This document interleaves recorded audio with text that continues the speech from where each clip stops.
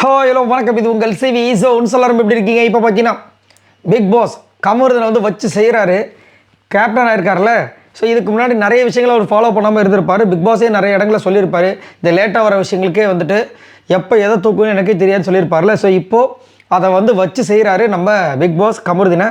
அதுக்கு முன்னாடி பார்க்குற எல்லாரும் நம்மளோட சேனலை சப்ஸ்கிரைப் பண்ணிட்டு பாருங்கள், லைக் பண்ணுங்கள், கமெண்ட் பண்ணுங்கள், ஷேர் பண்ணுங்கள். இப்போ வாங்க அந்த வீடியோக்குள்ளே போகலாம். நிறைய பேர் நல்ல ஆதரவு கொடுக்குறீங்க, ரொம்ப ரொம்ப நன்றி.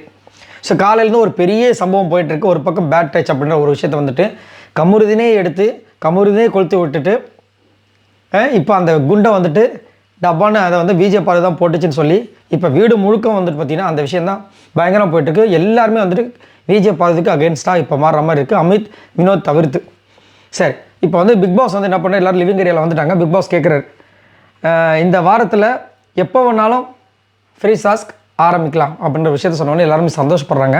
அதுக்கப்புறம் என்ன சொல்கிறாரு, அஃபிஷியலாக இந்த வீக் வந்து யார் தலை அப்படின்போது எல்லோரும் கமருதீன் அப்படின்றாங்க.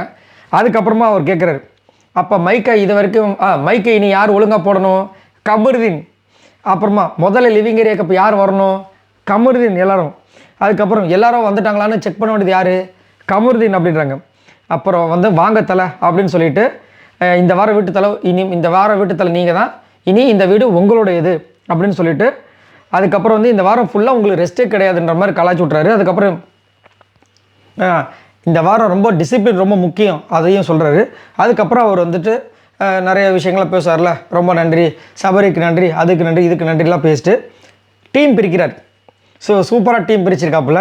கிச்சன் டீமில் வந்துட்டு அமித், திவ்யா, சாண்ட்ரா, கனி. அதுக்கப்புறம் ஹவுஸ் கிளீனிங் வந்து அரோரா, விக்ரம். ஓகே.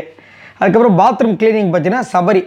ஆக்சுவலாக வந்துட்டு இந்த சண்டைகள் வராமல் இருந்திருந்தால், ஒருவேளை விஜய் பார்வதி வந்து 24 மணி நேரத்தில் அவங்க அம்மா உட்கார வைக்காமல் இருந்திருந்தாங்கன்னா இந்த சண்டையே வந்திருக்காது. ஏன்னா அதுதான் அவருக்கு இப்போ ஒரு பெரிய பிரச்சனை. அவங்க அம்மா வந்து 24 மணி நேரம் இருக்கிறதுனால எல்லாத்தையும் சொல்லிடுவாங்களோ, ஏன்னா நிறைய பார்த்துருப்பாங்களேன்ற ஒரு பயம் தான் அவங்களுக்கு, வேறு ஒன்றும் கிடையாது. இப்போ பாத்ரூம் கிளீனிங்கில் வந்து சபரியை மட்டும் போட்டிருக்காங்க.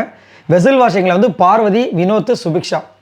ஸோ சூப்பராக வந்துட்டு திரும்பவும் வெசல் வாஷிங்கில் பார்வதி வந்திருக்காங்க போல இருக்குது. இல்லைன்னா நேரம் வந்துட்டு அரோரா தூக்கி போட்டுப்பாப்பில். அரோராலாம் வெசல் வாஷிங் நான் பார்க்கவே இல்லை. கிச்சன் டீம்லேயும் இப்போ ஃபர்ஸ்ட் டைம் போட்டாங்க. ரைட். சரி, இதை பற்றி உங்களோட கருத்துக்களை சொல்லுங்கள். பிக் பாஸ் ஆனால் செம்மையாக வச்சு செஞ்சார். கமருதில்லை, காமெடியாக தான் போயிடுச்சு. எப்போ வேணாலும் ஃப்ரீ டாஸ்க் வேறு ஆரம்பிக்கணும் அப்படின்னு சொல்லியிருக்காங்க. நான் ரொம்ப ஆவலாக இருக்கேன். ஸோ எனக்கு தெரிஞ்சு இன்றைக்கே வந்து ஃப்ரீ டாஸ்க் ஆரம்பிக்கும்னு நினைக்கிறேன்.